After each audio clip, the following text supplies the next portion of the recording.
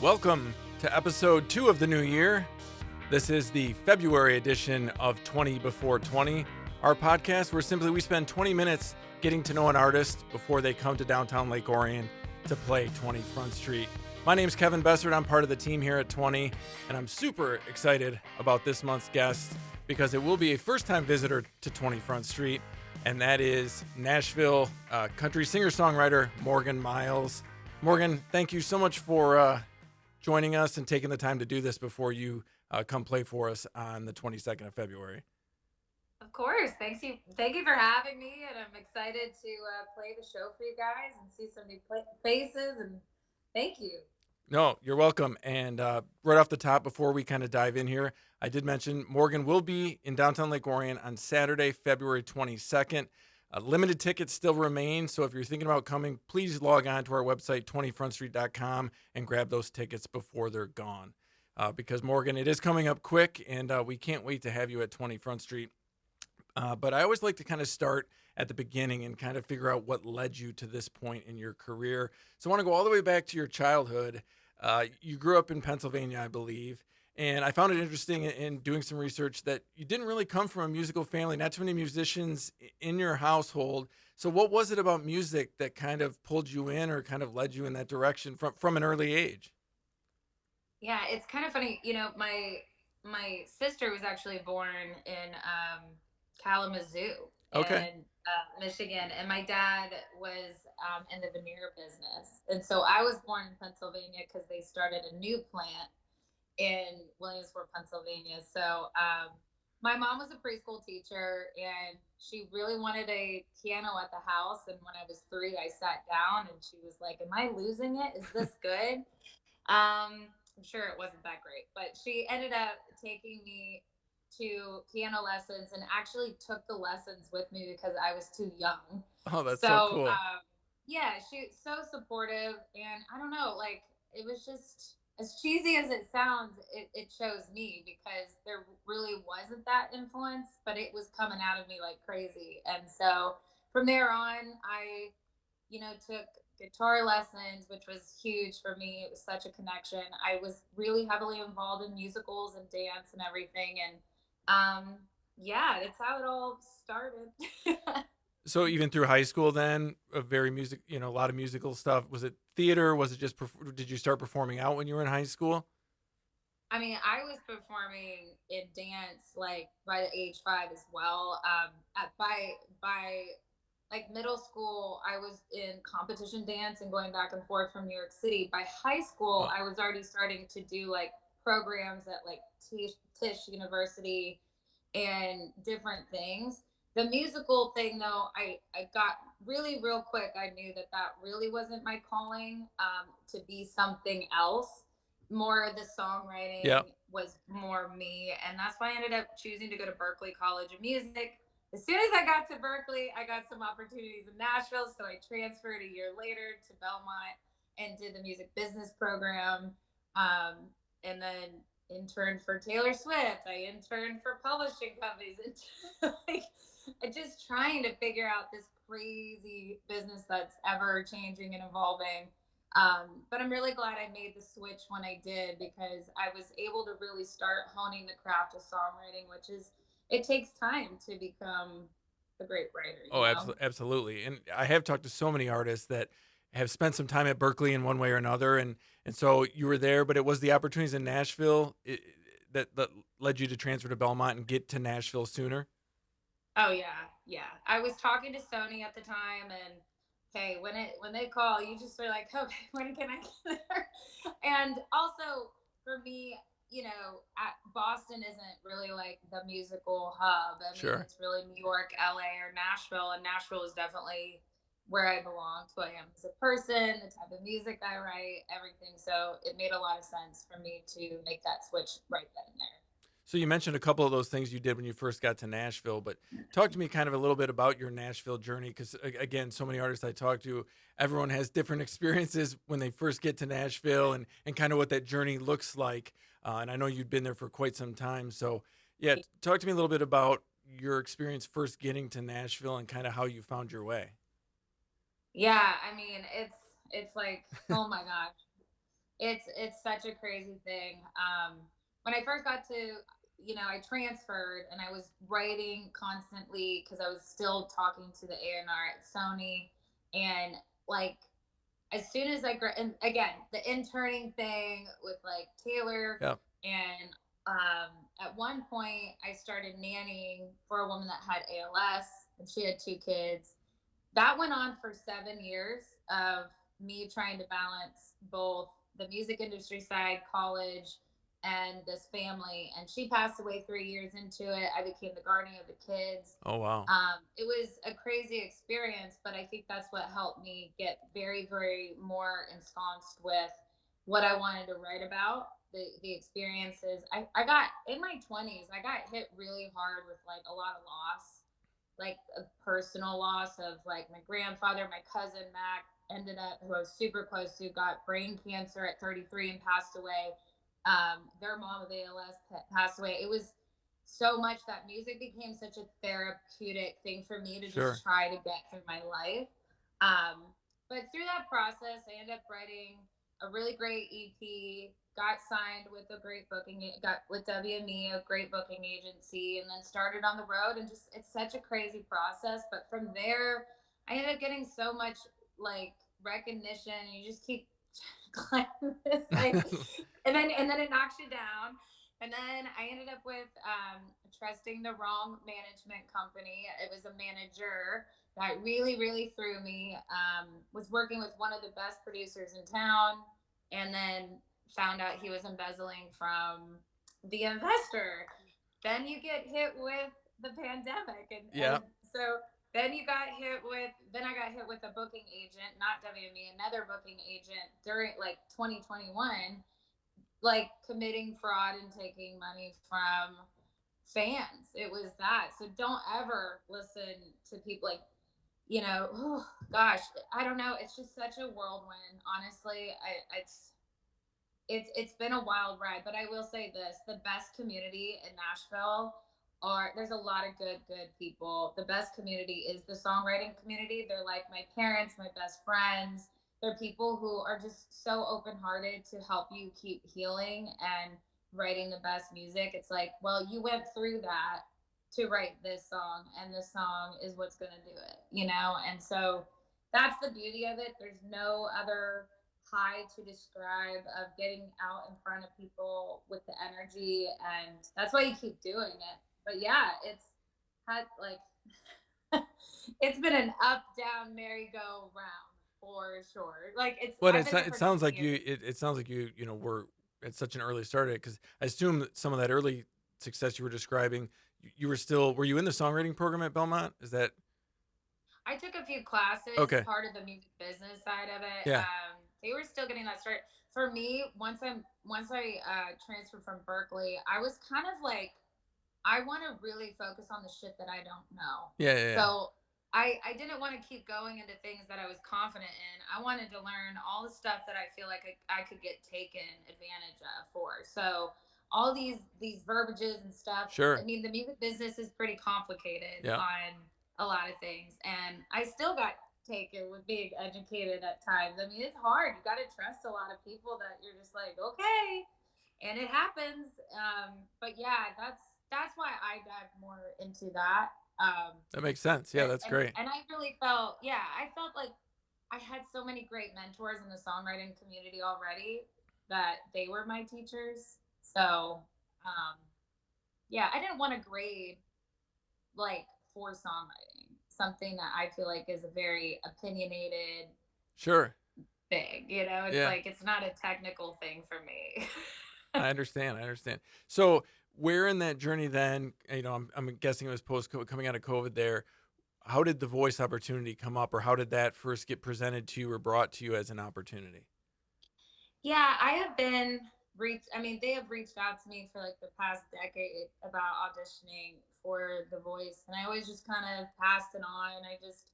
I had a really big problem with not being able to sing your own music, Sure. and so, but what I had a bigger problem with walking into 2022 was the fact that I felt like I couldn't get my voice heard, my story. And I felt that television was still really hard to get on, which it is. And I felt like social media had really taken this gigantic takeover. And I just felt like, what do I have to lose? I just went through a really bad management situation and it all got cleared up. So I'm good. And thank God for my business manager. And then the pandemic, and then it was the booking agent thing. And I said, what do I have to lose here? Like, at the end of the day, I wanted the exposure of the voice to reach more people, and I got everything out of it that I wanted, besides singing one of my originals. uh, so talk about that experience kind of as a whole, especially coming out on the other side of it. Season 22, I think, was in 2022. Obviously, was part of your coaching with Camila Cabello and all that. So just overall, and how well you did on the show. Just talk about that experience as a whole. Yeah. Well, I mean, it was nerve wracking because they don't tell you like how the show premiere is going to happen. And then I ended up being the show premiere. And that was like a week before the premiere of the show. And I had auditioned the second day. Yeah. Like, the nervous wreck. Like, it's such a roller coaster. Um, but for me, like, I never thought that I would have like 30 million views on just my one Hallelujah video because, Sure. I was very nervous that I had to make that 90 seconds. That song that I is my favorite song. How do I condense it To and give 90 it like seconds. Yeah. the dynamic, the performance that it needs? And then my label president recently said, "You are the you're the fastest four-chair turn in history of all the seasons." I Wow. go, "Really?" I don't know if that's true, but if it's true, that's amazing. Camila turned in 5 seconds, and at the same time, she used her one block of the season on Gwen. Yeah. And then it took John Legend and Blake Shelton to turn maybe like a few seconds later or something. But I really wanted a female coach to really kind of explain my journey in Nashville with women in country music and all that. Yep. And I had this connection with Camila. She's just a really, really sweet girl, and she is feisty, but also like adores her mom and dad, and she would bring her dog to set. She would always pull me aside and just like hang out with me. Like, I'm really glad I went with her because she was just very humble and normal. And then again, Camila was only going to do that one season, and I knew she was going to have all the marketing on her, and she has such a huge social media fan Presence. base. Yeah. It's insane. So I was like, why wouldn't I choose Pick her? her. She's got the biggest online presence of all the coaches combined. Oh wow. So she really does. It's wild. I mean, she's a social media queen. That's great. One thing I always ask, because I've had several people already on the show that either were on Voice or American Idol, and always ask, is that something for a young artist you would recommend as a platform to, go on one of these TV shows? They become such a mainstream part of the music business now, but it's not obviously not for everyone. So is that something you'd recommend now, having gone through it? No. I think you should have some experience under your belt of knowing what you want to say. This is a platform. Sure. It's not, the record deal, because that's a whole nother beast in itself. This is about going onto a show to tell people who you are and continue the journey from after you get this massive amount of exposure. So if you don't have a record ready, or if you've never written a song, you're going to take all that time to get to where you should be before you have that Get that exposure. platform. Yeah. Yeah, I would definitely take your time. And if it's something that you're really serious about, go write music for at least a year. Get like 70 songs under your belt and go, well, this is me. This is my Who I unique am. thing. Yeah. Don't let the show, if you don't know that, then the show has to create that brand for you. And that's just you not knowing who you are. So I feel like the more you know who you are, you know what your expectations are of the show, and you know what you want to gain from it, because they want to be there for you too. And again, I'm talking about the show. I'm not Yep. talking about the label, because then the label has I didn't want to win that. Yeah, yeah, yeah, yeah. I wanted the gift of what the voice gives you, which is a massive amount of exposure on your story. And they will always be positive and supportive of your story. They're never gonna like make something negative, which is really a great trusting thing. So no, it's a great platform. It's just know when to go. I think that's great advice. So, um, Yeah. so you come out of the or you come out of The Voice, and obviously, have gained some new followers, new fans, and then kind of talk to me from there. I know that kind of led up to what I think is one of the biggest moments of your career. You actually got your first opportunity at the Grand Ole Opry. And so you're just going to talk about that post Voice journey and kind of what that did for your career at that point. Yeah, I had been pitched to the Opry like twice, and again, years and years of working hard, and I'd been passed on. And so right after the finale, I wasn't even home yet. Me, my mom, and my dad are driving back from California, and they reach out. It's about the day after the finale, and they said, Morgan, how would you like to have your opera debut January 6th at the Ryman Auditorium? And I just bawled like a baby because to me, that was them seeing the hard work prior to the voice and acknowledging the voice and going, she's earned this. Yep. And I mean, it broke me in so many pieces. Like, I just needed that validation that I still need to do this. Because I mean, I obviously, even though I didn't want to win the show, it's still this. I mean, it's a mind battle. Absolutely. Yeah. Yeah, and I was just like, maybe I'm not supposed to be doing this. Maybe, all this kind of stuff runs through your mind, and when you're just trying to like process it all. But then when I got that, I could look forward to, okay, God's telling me this is a blessing. And Keep it moving. and to get to do it at the Ryman Auditorium, which is, as we all know, the mother church, one of my favorite places. You get a standing ovation at the Ryman Yeah. Auditorium. I think Vince Gill pulled you back up, at the end. So I mean, what an experience, and I can totally see where that must have validated everything you've been Oh, through to that point. I like 110,000%. Like I always joke, but it's probably true. Like it was more important and earned than my wedding day, my future wedding day. Like I just, it's a lot of blood, sweat, and tears, and just to have that acknowledgement of what the Opry is, you can't just weasel your way in there. Like you got to earn it. At least I did. I did for sure.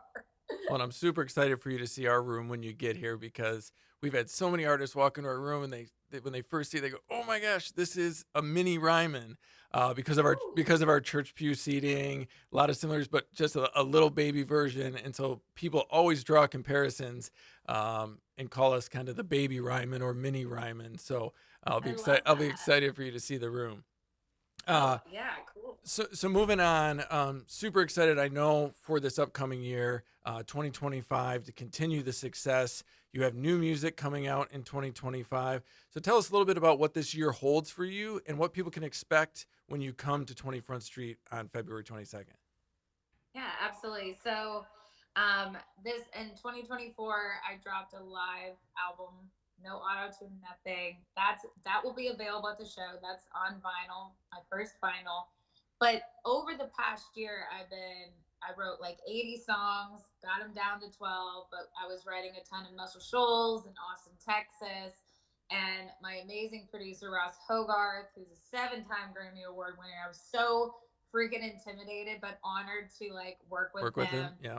It took us a full year to make this record. And so this what this show is a part of is my exclusive first listening tour.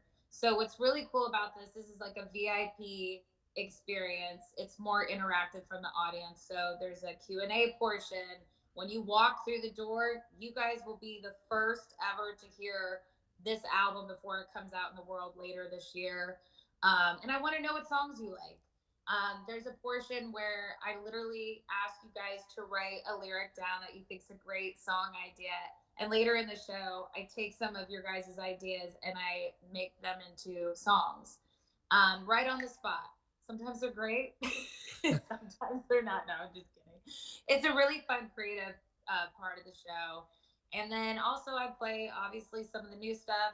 People that are very aware of like some of my songs on The Voice and also prior songs released, I try to incorporate that just based on requests. So it's a really fun show that I feel like is more of a meet and greet, but in a show vibe, but super interactive. And again, I love creating that experience with the fan that really, really, really cares. So this whole tour is just about building relationships with people that really are music lovers. Well, you've sold me. Now I'm super excited because our room, Okay. our room really lends itself well to the exact type of show that you just described. So I think Thank God. it's gonna be a great night. So hard to believe we are running out of time. We've already blown through our 20 minutes, which is Ooh, it always seems to go so you're fast. so easy to talk to. But I always do like to end with the same question I asked everyone, and it's kind of a selfish question because I'm always looking for new music. But I always like to end with, what is something you're listening to now, or someone maybe you just saw live, or something that's getting a heavy rotation in the Morgan Myles playlist? What is someone or a group or a band that's really kind of blown you away recently? I'm gonna do my dear friend Maggie Rose a solid, and no one gets out alive. Go check Maggie out. I feel like if you like Maggie's music, you'll probably like mine, hopefully. But she just was up for a Grammy nomination. That record is fire. I just had a show with her. She's pregnant and just still singing her ass off, and it's like goals. So go check her out, Maggie Rose. That's awesome. Yeah, like I said, it's kind of a selfish question because I'm always just looking for new music myself. So I always love to hear what you're listening to as well. So, Go Morgan, check it out. It's good. thank you so much for doing this. Your show's right around the corner. Again, February 22nd, Morgan will be in downtown Lake Orion at 20 Front Street. Go grab those tickets that are left at 20frontstreet.com. We can't wait to host you for the first time and are looking forward to what sounds like a very interactive show. And we can't wait to host you for the first time at 20 Front. Thank you so much. I'll see you guys soon. All right, safe travels, and we'll see you soon. All right. Thank you, Kevin. Bye Bye. bye. Bye.